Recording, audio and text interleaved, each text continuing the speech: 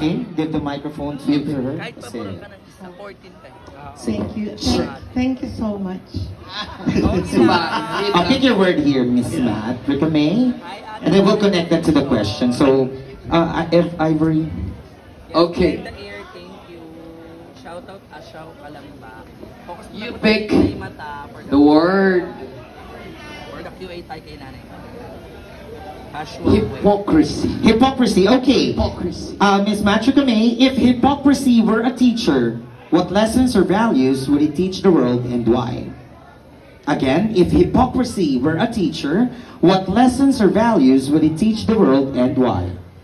Good evening, ladies and gentlemen. As a human being, we are entitled and we possess with what we call EGO, ego. And from that ego, of course, if you know something that somebody is above you, is behind you, or somebody mas nakakataas sa'yo, then there comes and it develops what we call the hypocrisy.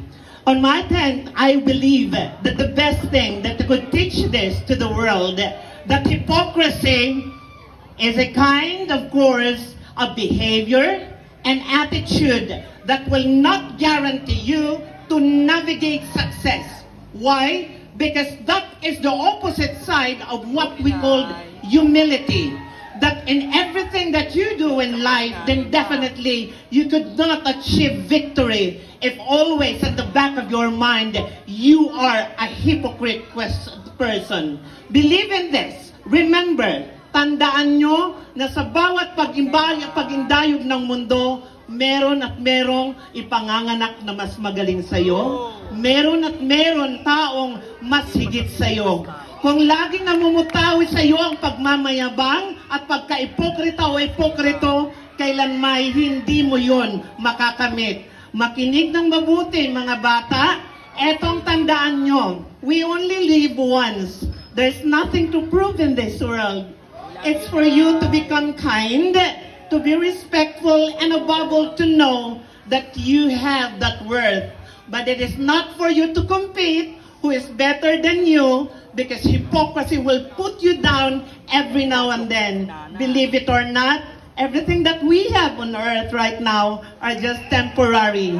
The best thing that you could have is definitely to be humble, to be grateful, and to be thankful.